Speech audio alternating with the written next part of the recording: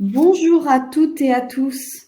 Nous sommes ravis de vous accueillir, de vous retrouver ce midi pour un nouveau webinaire de CSE Matin consacré au rapport d'activité. Alors, on va voir ensemble tous les conseils pratiques pour établir ce rapport d'activité. Nous sommes ensemble une petite heure, donc pour partager sur cet enjeu clé pour les CSE. Pour ce webinaire, j'aurai donc le plaisir de partager avec Alioune Valabrègue, expert comptable, commissaire aux comptes du cabinet DEAC. Bonjour Alioune. Bonjour Agnès. Et nous avons aussi le plaisir d'accueillir Romain Le Guyader, qui est chargé d'affaires chez Squeezie. Bonjour Romain. Bonjour. Bonjour. Comme l'idée de favoriser les interactions, donc n'hésitez pas à poser toutes vos questions. On les traitera au fil de l'eau. Et nous conserverons une dizaine de minutes au terme de notre échange pour répondre à vos questions. Donc, c'est comme d'habitude. Sachez également que ce webinaire sera bien disponible en replay sur CSE Matin, notre média.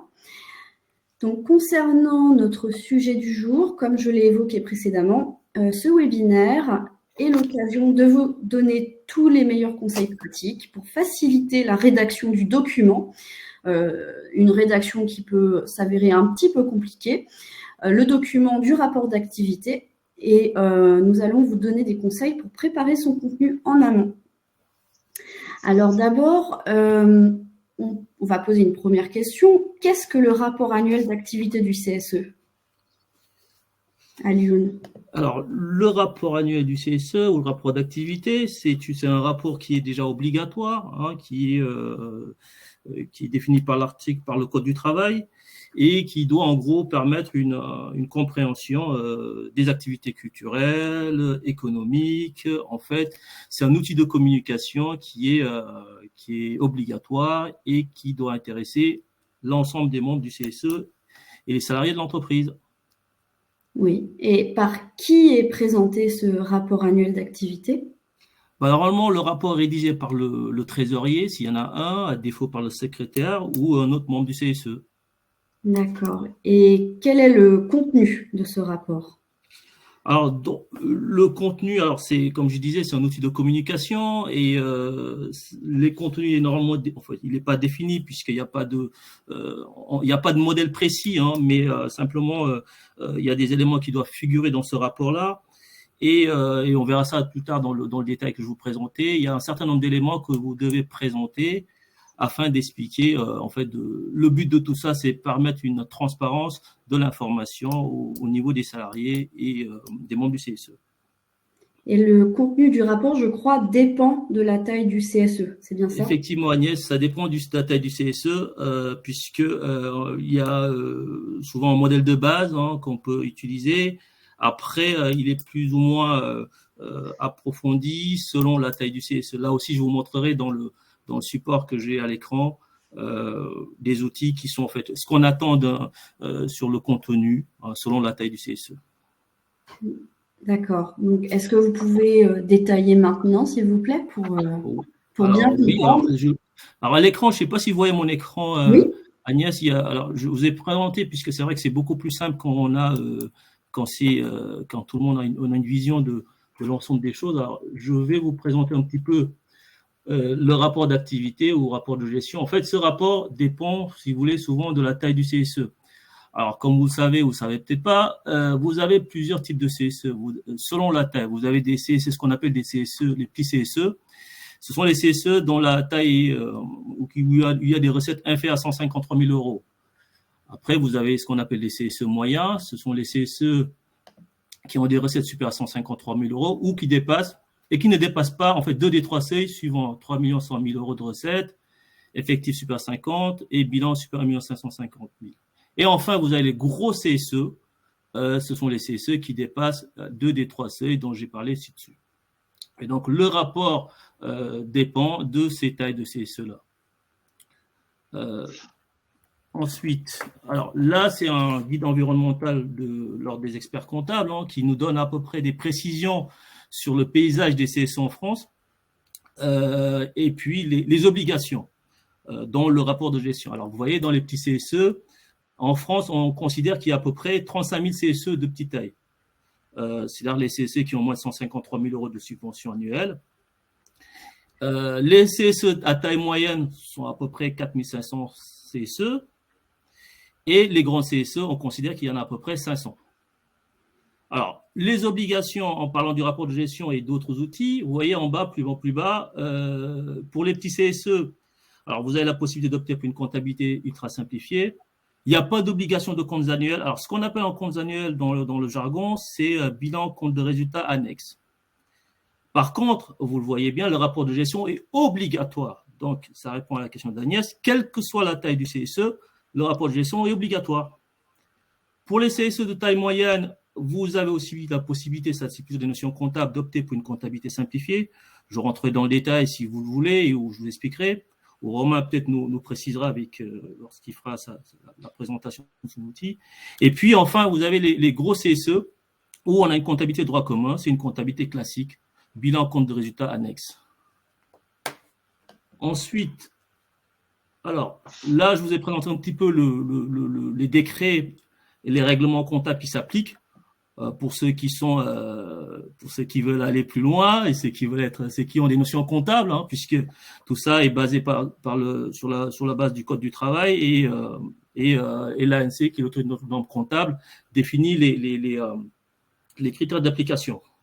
Je vous ai parlé un petit peu en bas des nouveautés et des perspectives, notamment sur la facturation électronique, vous avez dû en entendre parler, qui concerne aussi les CSE. Alors, ce n'est pas que les sociétés commerciales, les CSE sont dans le champ d'application de la facturation électronique. Et enfin, pour les petites et moyennes CSE, vous savez que les obligations, les informations environnementales ne sont pas obligatoires. Donc, le rapport de gestion peut être un outil intéressant pour mettre ces informations. Alors, Agnès, pour répondre à votre question, quand vous me disiez qu'est-ce qui est de détail un petit peu dans le détail, hein, qu'est-ce qui est dans le rapport de gestion, là, c'est une petite synthèse un peu de l'essentiel. Vous avez, en gros, l'organisation globale du CSE, en gros, le nombre de sièges, le nombre d'élus, le règlement intérieur, l'assurance, etc. Ensuite, vous avez l'utilisation de la subvention de fonctionnement, AEP, si vous voulez, dans lequel on dit, voilà ce qui a été utilisé en termes de formation, de dépenses de communication, etc. Vous avez l'utilisation des ressources des œuvres sociales, de l'activité sociale, avec dans certains cas le détail entre le prévisionnel et le réalisé. Ensuite, vous avez ce qu'on appelle des informations relatives aux transactions significatives. Alors, tous ces termes ne vous sont peut-être pas familiers, vous semblent être du jargon, mais on pourra plus tard rentrer dans le détail où Romain vous expliquera. Mais en gros, c'est des éléments qui sont obligatoires et avec des petits astérisques qui vous disent, voilà, par exemple, dans les 3 petits astérisques, ça veut dire que c'est uniquement dans les CSE de petite taille, l'état des synthèses, l'état des engagements, l'état des synthèses au patrimoine, etc., etc. Donc, voilà en gros ce que je peux vous dire. Voilà. En gros, sans rentrer dans le détail. Et est-ce que le rapport d'activité doit intégrer les actions du CHSCT, du comité de... Alors, effectivement, Agnès, l'idée, c'est que dans le rapport, c'est un outil de communication. Vous savez que les CHSCT ne s'appliquent pas, en fait. Tous les organes n'ont pas ces instances-là. Donc, le rapport de gestion sert à communiquer sur l'ensemble des éléments, que ce soit les actions du CHCST, du DP, etc. Donc, vous pouvez tout mettre. Tout ce qui semble être un outil de communication, vous pouvez en parler. Les informations contenues dans ce rapport, est-ce qu'elles doivent être mises à jour régulièrement ? Absolument, Agnès. Absolument, il faudrait. Justement, c'est quelque chose qui permet de vivre, de faire vivre le CSE. Tout à l'heure, je vous ai parlé du budget, hein, le budget qui n'est pas forcément obligatoire, mais ça permet de suivre en fait l'utilisation des fonds, des biens, des ressources. Et donc, le fait de mettre à jour ce rapport permet de savoir en fait où est-ce qu'on en est entre le budget prévisionnel et le réalisé. Et Fabrice demande 50 salariés dans le CSE. Est-ce que cela signifie salariés du CSE ou salariés couverts par le CSE ? Alors, ça dépend quand on vous dit, parce qu'il y a certainement, c'est vrai qu'il y a des CSE où on a des CSE d'établissement et des CSE centrales, c'est l'ensemble des salariés du CSE. Et concernant donc ce rapport, sous quel délai il doit être clôturé et présenté? Alors, le rapport de gestion, comme les comptes annuels, etc., dans toute structure, normalement, doit être publié, en tout cas, dans les 6 mois, doit être déposé dans les 6 mois de la clôture annuelle. Donc, une fois par année, si l'exercice clôture au 31 décembre, dans les 6 mois de la clôture, ce rapport doit être présenté. D'accord. Et à qui présenter ce rapport? Alors, ce rapport est présenté normalement aux élus, aux salariés de l'entreprise, aux dirigeants, etc., etc. Et là, dans le dernier slide, vous voyez la communication du rapport. Voilà, il y a une synthèse finalement de à qui le présenter et dans quel délai le présenter. D'accord. Mais pourquoi présenter le rapport de gestion de CSE?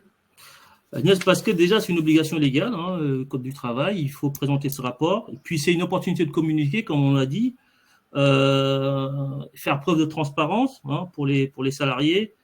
Et puis, le rapport doit être le plus complet possible. Florence dit attention à la compréhension du terme salarié du CSE, puisqu'il y a des CSE qui ont des salariés permanents et donc qui travaillent pour le CSE.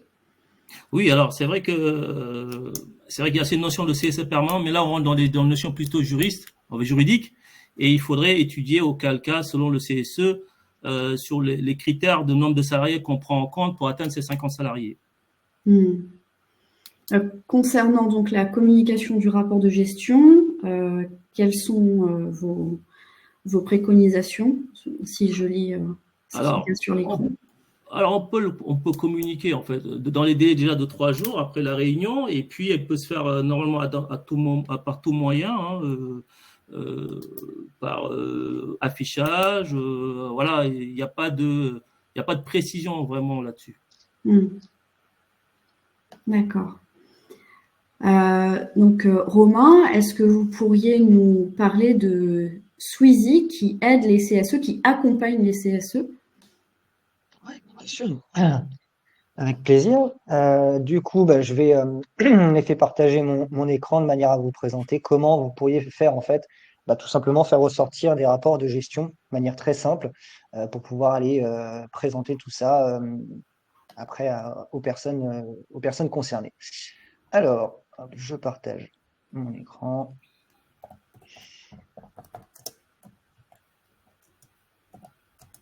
Hop. Est-ce que c'est tout bon pour vous? Vous voyez bien? Très bien. Bon, super. Alors là, en fait, je me suis connecté sur la plateforme Sweezy Plus, qui en fait peut vous permettre de proposer aux élus, tout simplement, tout ce qui va être outil de communication, donc de site internet pour partager de l'information, un outil pour pouvoir gérer votre base bénéficiaire, mais aussi les ouvrants droit et les ayants droit, et bien sûr la gestion et la comptabilité, donc qui vont vous permettre de pouvoir faire ressortir, pour le cas du coup, des rapports de gestion. Donc en haut, vous retrouvez justement ces différents onglets comme communication, audience, bénéficiaire, gestion et comptabilité. On va aller se concentrer du coup sur l'outil de gestion. Donc celui-ci va en fait vous permettre de pouvoir à la fois valider tout type de dossier que vous pourriez proposer, que ce soit des remboursements, de la vente au personnel, de l'organisation de voyages, choses comme ça, mais aussi de pouvoir les paramétrer, c'est-à-dire déterminer vos propres règles de subvention, de gestion par rapport à tout ça. Donc par rapport au rapport de gestion, on va glisser en fait tout en bas de la page, et ici on va avoir en fait toute une partie là où vous allez pouvoir faire ressortir et consulter les rapports de manière générale. Donc soit accès par rapport aux bénéficiaires, aux activités, ou encore même, après on peut partir sur d'autres développements au niveau des enveloppes ou autres. On va aller voir du coup pour le cas d'une activité. On va retrouver ici en fait un outil de recherche, qui va vous permettre de pouvoir cibler très précisément en fait quel type de rapport et quel type d'information vous souhaitez faire ressortir dans celui-ci. Donc là, par exemple, on peut déterminer que vous souhaitez faire ressortir le rapport qui concerne l'exercice du coup 2023, et on va pouvoir les sélectionner. Soit c'est un rapport sur l'ensemble des activités, soit du coup vous ciblez en effet, là par exemple, uniquement si on souhaite les remboursements. Et en faisant du coup rapport global, ça va nous permettre de faire ressortir en fait toutes les informations qui vont être pertinentes justement à présenter à la direction ou autre. Notamment, du coup, ici, on va retrouver l'ensemble des dossiers qui ont pu être du coup validés par le CSE. On retrouve le pourcentage et on voit systématiquement la participation du coup du CSE. Donc, ce qui va vous permettre justement de faire ressortir en effet le budget réel qui a été dépensé par rapport à cette activité en question. On va pouvoir systématiquement exporter ces éléments, que ce soit du coup en fichier PDF ou en fichier Excel. Donc pratique justement pour rapidement faire ressortir ces informations. Là, on a vu que c'était par rapport aux activités. Ici à droite, on va retrouver la liste de tous les bénéficiaires qui ont profité justement de cette activité de remboursement. Donc voilà, vous allez pouvoir en effet faire ressortir aussi ces informations. Et un autre élément aussi pertinent, c'est que vous allez pouvoir faire ressortir des graphiques aussi. C'est vrai que pour pouvoir justement, on va dire, cibler et véritablement voir les éléments de dépenses les plus importants, par exemple, ça permet tout de suite d'avoir les informations et de les faire sortir justement rapidement. Donc ça, c'était notamment lié à une activité, mais du coup, on pourrait très bien, comme on a vu tout à l'heure, aller cibler par rapport aux bénéficiaires. Une autre chose aussi intéressante que vous allez pouvoir, si vous souhaitez personnaliser, de manière à vous, à automatiser justement les actions, c'est qu'en fait, un peu plus haut, ici, on va retrouver un éditeur d'état. Celui-ci va vous permettre en fait de pouvoir créer des modèles, d'accord, de rapports que vous allez pouvoir faire ressortir. Donc, soit ici, vous allez pouvoir le personnaliser en le nommant, et c'est surtout ici dans les filtres que vous allez pouvoir véritablement paramétrer, créer en fait votre propre modèle pour faire ressortir justement ces rapports liés soit à un état de validation, en fonction de l'exercice, en fonction même des différentes commissions, même des familles d'activités ou autres. Voilà, vous créez toutes ces informations et une fois que vous avez du coup paramétré, créé ce modèle, vous avez juste à l'enregistrer et l'exporter comme on a pu voir justement, soit en fichier PDF, soit Excel.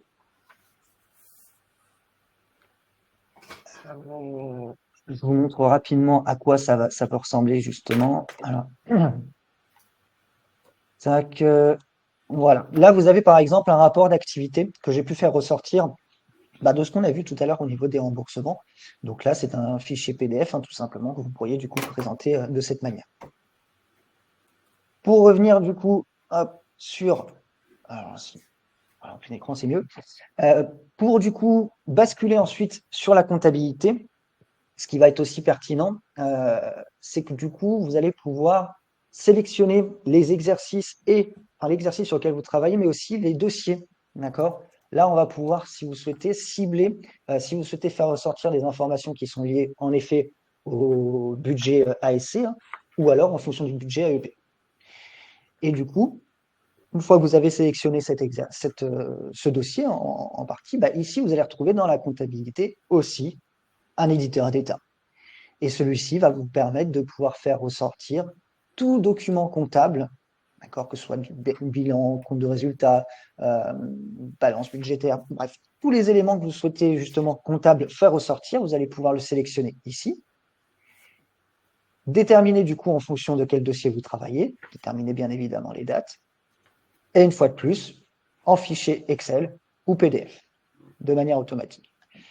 Et si je rebascule, hop, j'en avais fait sortir un, voilà, là on a un exemple de bilan général qu'on a pu faire ressortir en fichier PDF, d'accord, qui vous permet d'avoir toutes ces informations avec le passif et actif, et ici, qu'on va retrouver par exemple sous forme d'Excel. Voilà, et vous avez vu du coup qu'en quelques clics, finalement, vous allez pouvoir du coup faire ressortir tous ces documents de manière très simple, et après, du coup, si vous souhaitez, à terme, c'est justement les créer de manière à ce que vous puissiez les personnaliser et faire ressortir toutes ces informations au plus simple. Alors voilà par rapport à l'outil Sweezy Plus, par rapport aux éditions de rapports.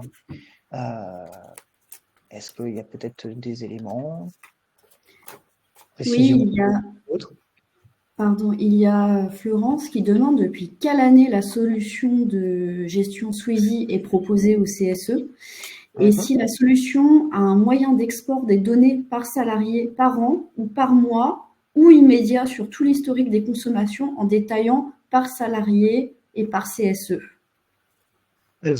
Pour répondre à la première question, Oui. la solution, alors Delta CE du coup existe depuis maintenant, ça va faire 12 ans. La solution a été créée dans la foulée, donc concrètement l'outil de gestion et de comptabilité maintenant doit avoir 10 ans au total, qu'on a l'expérience justement au niveau de l'évolution de la comptabilité et de la trésorerie au niveau des CSE.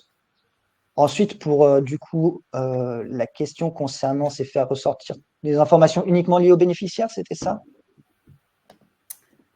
Vous confirmez? Alors, si la solution a un moyen d'export des données par salarié ou par an ou par mois ou immédiat sur tout Oui, l'historique des consommations. exactement. En fait, bah, oui, pour l'ensemble des questions. Ici, vous allez pouvoir du coup faire ressortir du coup les rapports liés aux bénéficiaires en question. Donc, soit vous allez sélectionner un seul bénéficiaire qui va vous faire ressortir toutes les informations le concernant au niveau de ses dépenses, en tout cas ce qu'il a pu profiter des avantages du CSE. Et après, dans les éditeurs d'État, comme on a pu le voir tout à l'heure, en fait, vous allez pouvoir cibler du coup ce rapport, soit par rapport à une date déterminée, hein, vous allez pouvoir préciser, soit en fonction d'un salarié. C'est ici où vous allez pouvoir vraiment personnaliser et cibler votre rapport, votre création de rapport. Et concernant Delta CE, est-ce que vous pourriez un peu nous présenter votre activité? Oui, bien sûr. Alors du coup, Delta CE, nous, initialement, on est éditeur de logiciels, d'accord.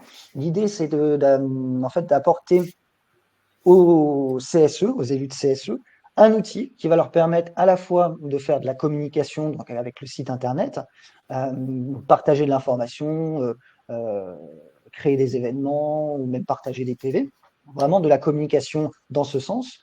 Mais ça va être aussi et surtout un outil, une solution qui va vous permettre de gérer de A à Z en fait le CSE, que ce soit autant du côté des bénéficiaires, la gestion des bénéficiaires, juste ici qu'on peut retrouver hein, au niveau du listing de tous vos ayants droit ou même des ouvrants droit. Et derrière, justement, de proposer un outil de gestion qui va vous permettre de pouvoir à la fois gérer et valider les dossiers, tout type de dossier que vous pourriez proposer, hein, que ce soit l'organisation de voyages, des sorties, des locations immobilières, par exemple. On peut même vous accompagner si vous faites des prêts financiers sur cette gestion. Et derrière, d'automatiser justement les éléments dans la comptabilité, de manière à ce que les élus puissent concrètement gagner véritablement du temps lors de leur permanence et de la gestion du CSE. Et aussi, le plus important, ça va être de pouvoir apporter aux bénéficiaires, de l'autre côté, sur le côté plus le site internet, une offre de communication, mais aussi de billetterie, et d'avantages justement socioculturels, qui leur permettent à la fois de bénéficier de remises sur des éléments type billetterie, mais aussi de gagner en pouvoir d'achat au quotidien par rapport à l'offre Squeezie, justement.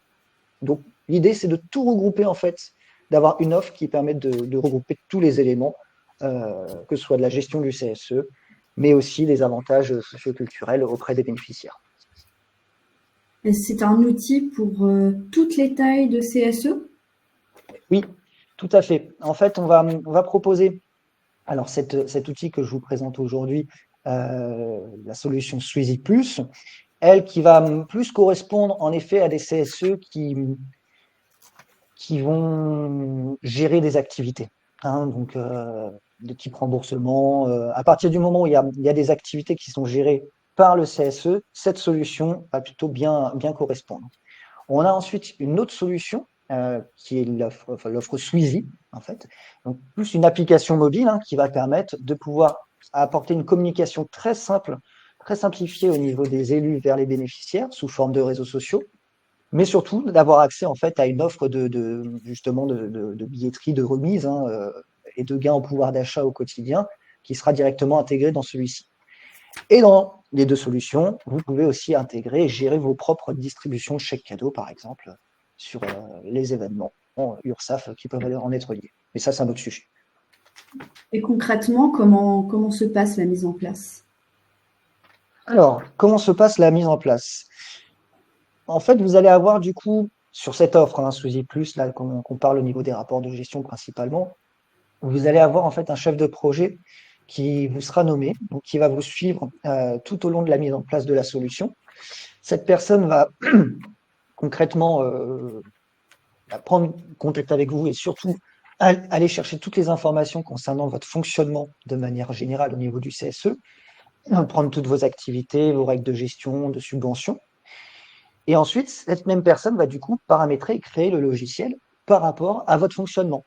L'idée, c'est que, en fait, une fois que vous allez être formé, sur l'outil, vous allez avoir en fait une solution, un outil de gestion et de comptabilité qui vous correspond déjà en amont, qui est vraiment lié à votre gestion de CSE et à vos activités.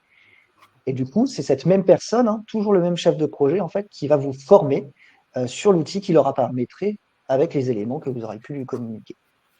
Et ça, après, derrière, l'idée, c'est justement que vous puissiez rapidement être autonome et gérer, en fait, clairement, de A à Z, votre CSE sur tous les aspects. Et, aussi, de manière assez pratique, Romain ou Alioune, je ne sais pas lequel d'entre vous souhaite répondre, quelles sont les erreurs que vous constatez parfois qui sont à éviter dans la rédaction du rapport d'activité? Ça, c'est peut-être plus Alioune qui pourrait répondre sur cet aspect. Oui, alors c'est vrai que pour compléter d'ailleurs et avant de répondre à cette question, Romain, c'est que effectivement beaucoup de CSE, puisque nous on rencontre des CSE de plusieurs types, de plusieurs tailles, et la plupart, en fait, certains d'entre eux préfèrent gérer en interne leur comptabilité, utiliser Excel, puisque vous savez que pour les très petits CSE, il n'y a pas d'obligation de comptes annuels, comme je l'ai dit tout à l'heure, et donc en même temps faire le rapport de gestion, même si c'est obligatoire. Donc les problématiques qu'on rencontre, c'est que je peux comprendre pour des raisons de coût ou pour d'autres raisons, certains CSE privilégient de faire ça en interne.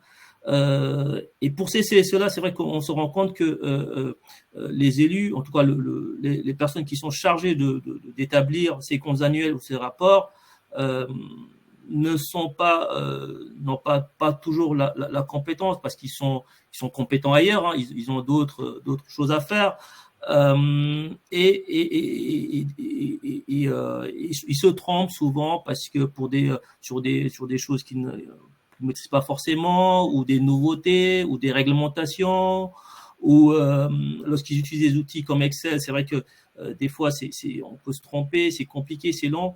Et c'est vrai que quand on rencontre des problématiques ou des erreurs, c'est à ce niveau-là. C'est qu'on a des rapports de gestion qui sont pas cohérents avec les comptes annuels, puisque, comme vous le savez, l'idée d'un rapport de gestion, c'est vraiment d'être en cohérence avec avec l'utilisation des budgets, avec les obligations. Et donc, la plupart du temps, quand on constate des erreurs, c'est parce qu'il y a c'est un manque de cohérence entre ces états sortis sur Excel et la rédaction qui en est faite pour expliquer finalement, puisque l'objectif c'est de pouvoir expliquer, en gros c'est ça, ce qu'il faut comprendre, c'est quel est l'objectif de ce rapport et de ces états qu'on sort. L'objectif c'est de pouvoir communiquer, expliquer et puis valider ces rapports et ces informations par le CSE. Et souvent on rencontre une incohérence entre ce qui est présenté de façon chiffrée et ce qui est écrit dans le rapport, ou une information biaisée où on n'explique pas tout, des communications, et on se rend compte souvent au niveau de la présentation, lorsqu'on présente des comptes ou lorsqu'on est invité, qu'il y a des complications parce que les outils ne sont pas adaptés ou ne répondent pas forcément à ce besoin de communication. D'accord. Et quels sont vos conseils pratiques, on va dire, si vous en aviez 3 à donner? Alors, moi, le premier conseil que je pourrais donner, c'est vraiment d'essayer de tout automatiser. Tout à l'heure, j'ai parlé de facturation électronique. Aujourd'hui, nous rentrons dans une nouvelle ère où, effectivement, voilà, tout ce qui est papier, tout ce qui est va disparaître progressivement. Donc, il faudra, alors j'en ai pas parlé, mais c'est des documents qu'on doit conserver sur des durées assez longues. Donc, moi, ce que je conseillerais en 3 mots, c'est de vraiment pouvoir avoir un seul outil de gestion, de comptabilité et voilà qui gère tout, au lieu d'utiliser un rapport sur Excel, sur Word, des dossiers sur Excel, etc., un outil de comptabilité, un outil de gestion. Je préconiserais un outil commun dans lequel on a tout, où tout est bien conservé, avec la responsabilité de l'éditeur qui conserve ses dossiers sur les durées qui sont définies. Ça, c'est la première chose que je pourrais conseiller. La deuxième chose, c'est n'hésitez pas à faire appel à soit un sachant, hein, si je peux dire ainsi, quelqu'un qui s'y connaît, que ce soit un expert comptable, quand c'est obligatoire. Même quand c'est pas obligatoire, des fois, il faut quand même dans ces missions-là être accompagné des juristes, etc., comme deuxième conseil. Et puis troisième question, communiquer, participer à des webinaires, des choses comme ça, puisque on est dans un monde de communication où effectivement les choses changent rapidement et très vite, et il faut être vraiment au diapason des choses, et qu'il y a une responsabilité, même si on ne le dit pas tout le temps, il y a une responsabilité des élus, une responsabilité des membres du bureau, etc., etc. Et comment se passe la récupération des données et des rapports quand on change d'outil?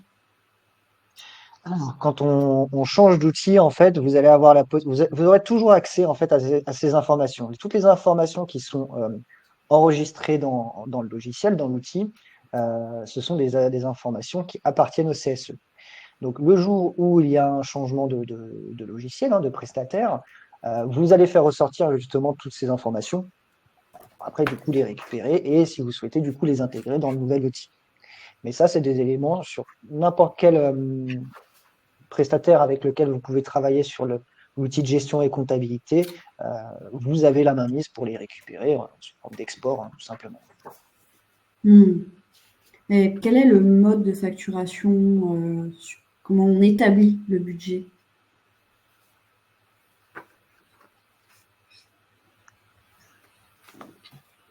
Vraiment, c'est peut-être pour vous. Alors, le mode de facturation lorsqu'on établit un budget. Oui. Lorsqu'on est de facturation, alors, j'ai pas tout à fait compris la question, mais dans l'outil, comment de manière pratique on établit ce budget? Ça, vous allez le déterminer par rapport au précédent budget. C'est au niveau du prévisionnel, mais c'est la gestion après de chaque CSE que vous allez pouvoir déterminer votre budget.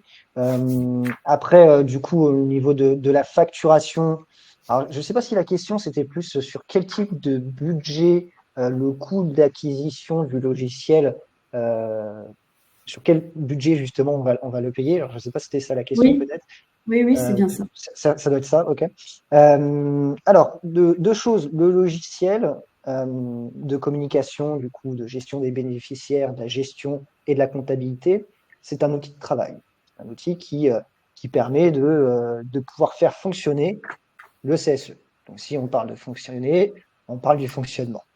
Tout ce qui sera ensuite lié à de l'avantage socioculturel, type offre de billetterie, justement, et gain en pouvoir d'achat. Cette partie, par contre, précision, va être du coup à intégrer dans le budget ASC.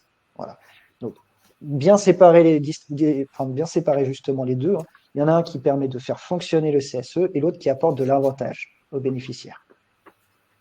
Je ne sais pas si ça a répondu à la question. Oui, du coup. oui, c'est très clair. Oui. Okay.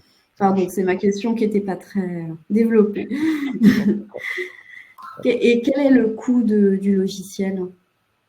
Alors, le coût du logiciel, en fait, vous allez avoir du coup, c'est un vrai projet, d'accord, qu'on monte. Quand on est sur un logiciel justement qui doit adapter la gestion du CSE, mais aussi lié à la comptabilité, on va faire un montage de projet hein, de A à Z. L'idée, c'est vraiment de faire un projet sur mesure, donc une mise en place de logiciels qui correspondent très précisément au CSE. Sur cet aspect, ça va dépendre beaucoup du nombre d'activités que le CSE va pouvoir proposer. Si demain, il y a uniquement un remboursement par an ou 2 par an qui est géré dans l'outil, Ça va pas du tout le même coût que si vous gérez de la location linéaire, vous organisez des voyages, même en termes de paramétrage ou autre, c'est, on va dire, même le jour et la nuit. Donc en fait, ça va vraiment s'adapter en fonction des besoins. C'est pour ça que à chaque entretien, on a une longue découverte justement sur les réels besoins du CSE, de manière à comprendre comment il fonctionne, pour ensuite présenter un outil qui va leur correspondre. Maintenant, en termes de budget, en termes de coût, bah, je vous invite à prendre rendez-vous avec moi et à la limite, et puis du coup vous présenter un peu plus dans les détails sur cet aspect. Florence demande les solutions compta style EBP jumelées à un outil de gestion des subventions ne sont-elles pas les plus complètes?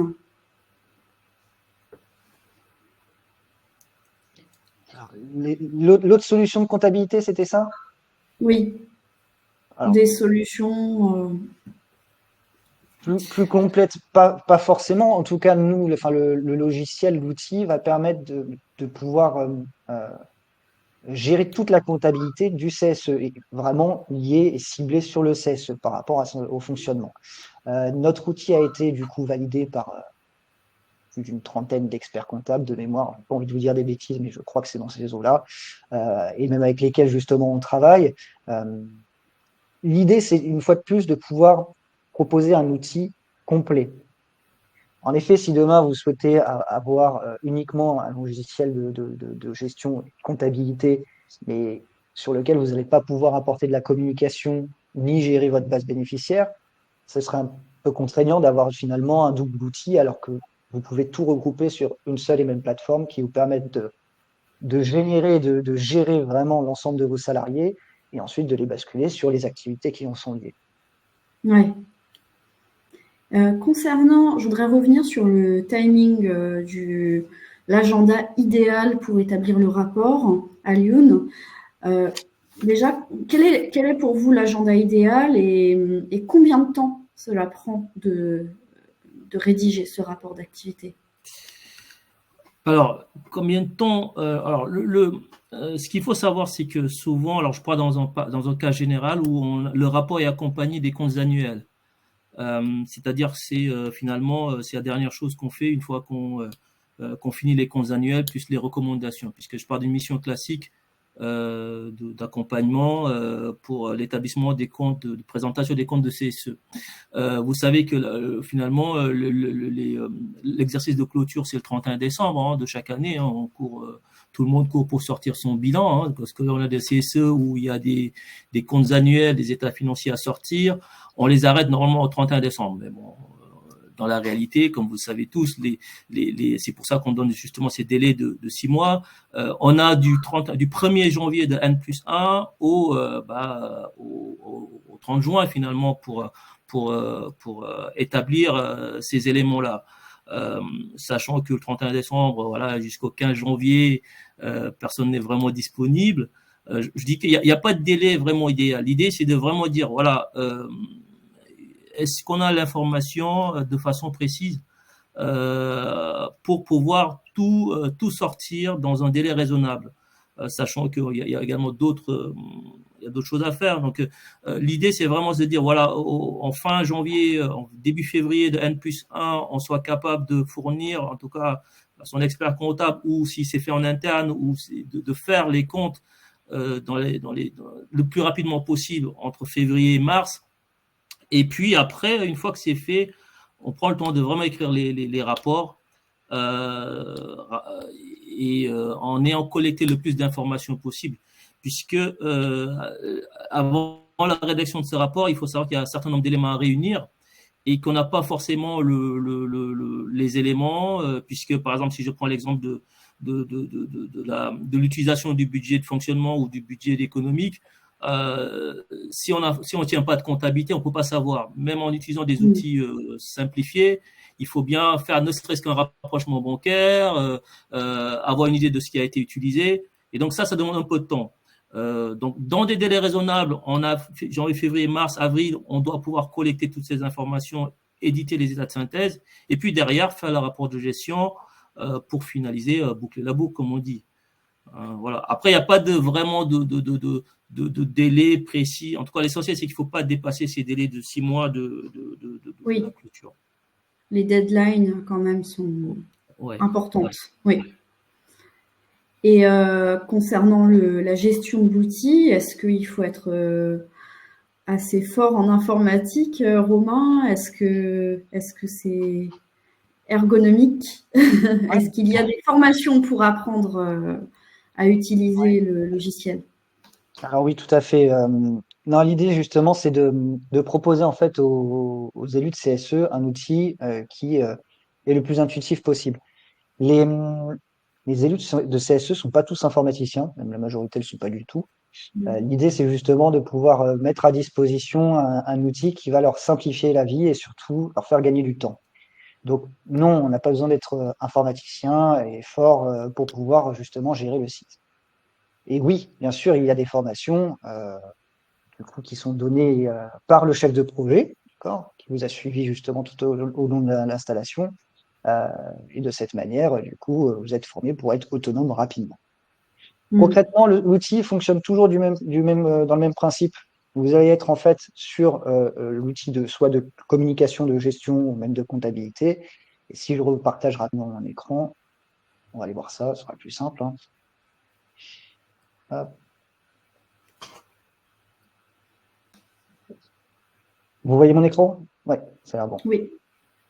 En fait, vous allez avoir systématiquement le même fonctionnement, d'accord? Que vous soyez dans la gestion ou dans la base bénéficiaire, ce sera toujours le même principe. Vous allez en fait ici avoir du coup le listing par exemple des ouvrants droits. Et demain, si vous souhaitez créer un nouveau bénéficiaire, vous avez juste à faire le bouton nouveau et ça va du coup créer le nouveau bénéficiaire. Si par exemple dans la gestion, vous souhaitez créer une nouvelle vente ou un nouveau remboursement, vous allez retrouver toujours au même endroit le bouton vert nouveau et qui vous permet justement de créer ce remboursement. Et il en va de même pour la communication. Ça va être le même principe. Si demain vous souhaitez partager, par exemple, je ne sais pas, un document ou alors créer, présenter l'équipe du CSE sur le site internet, je pense que vous avez compris, le bouton vert en haut à gauche. Donc en fait, tout le logiciel a été pensé pour faire tout le temps le même fonctionnement, le même mécanisme pour pouvoir apporter de l'information sur le logiciel. Le bouton vert en haut à gauche. Très bien. Et l'outil fonctionne, j'imagine, sur Mac comme sur PC ou sur Oui, mobile tout à fait. également? Alors, sur mobile, le logiciel, lui, ce sera principalement sur l'ordinateur, hein, sur n'importe quel outil, vous allez pouvoir l'utiliser. Ça demande quand même un peu de travail, hein, voilà, c'est plus confortable sur l'ordinateur. Cependant, au niveau du site internet, celui-ci, lui, va être complètement disponible aussi sur une application smartphone hein, qu'on va pouvoir télécharger sur les stores, de manière à ce que demain, si vous souhaitez créer une activité ou apporter une information sur le site internet, ça va être aussi directement intégré sur l'application du CSE. Donc, le salarié, lui, quand il va se connecter, en fait, il va se connecter directement sur le site et l'application du CSE. Voilà. L'idée, c'est d'apporter véritablement un site internet et une application mobile personnalisable et personnalisée par chaque CSE. D'accord. Et comment se passe le support avec le chef de projet? Est-ce qu'on peut l'appeler, le contacter autant de fois que l'on veut? Alors oui, bah ça va du coup aussi dépendre en fonction du projet, de la taille hein, du travail qui va être à effectuer. Mais l'idée, c'est justement qu'il soit le plus disponible pour pouvoir paramétrer justement un outil qui correspond clairement au fonctionnement du CSE. Et pour ça, ça passe en effet par la disponibilité, tout à fait.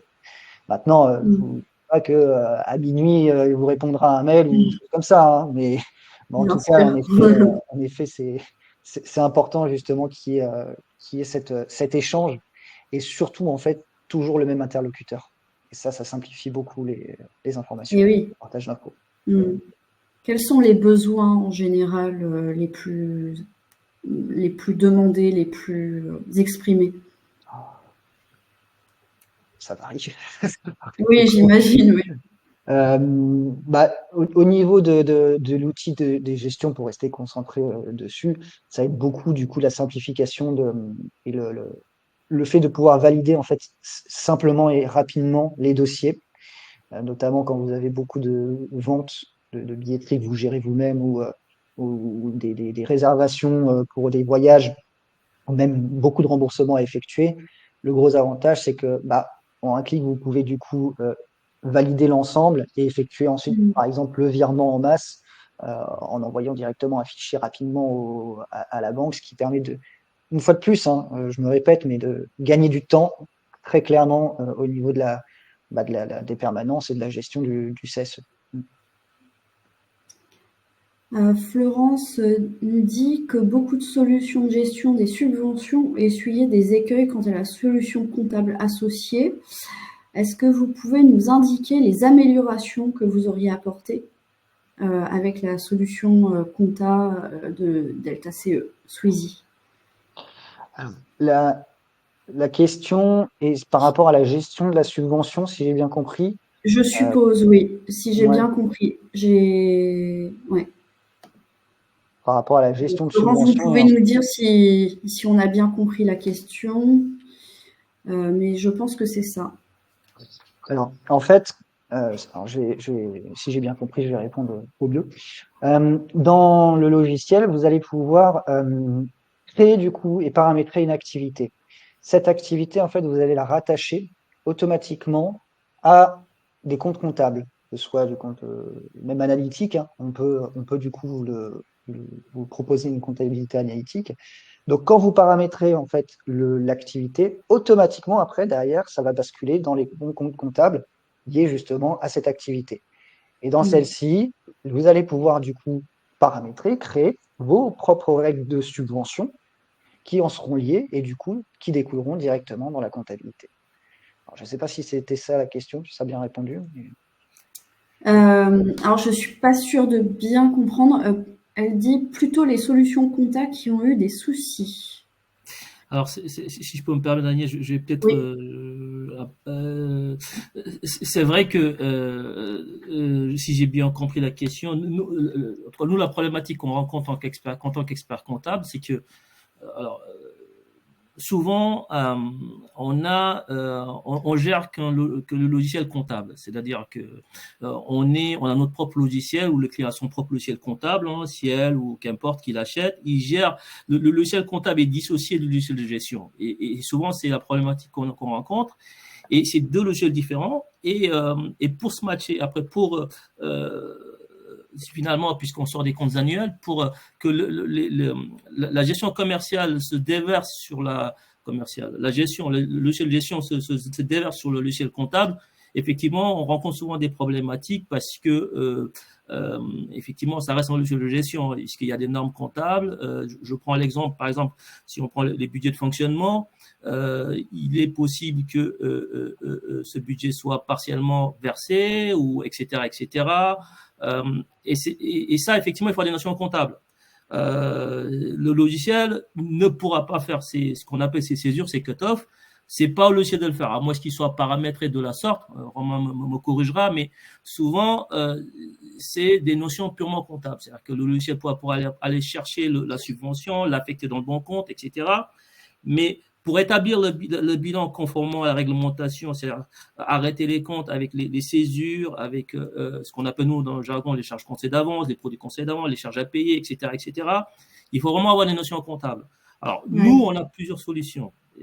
Soit nous, dans notre cabinet, par exemple, lorsqu'on intervient, on préfère intervenir sur le logiciel du client. Si le client a un logiciel complet qui gère la compta et la gestion, c'est très simple puisque tout est intégré.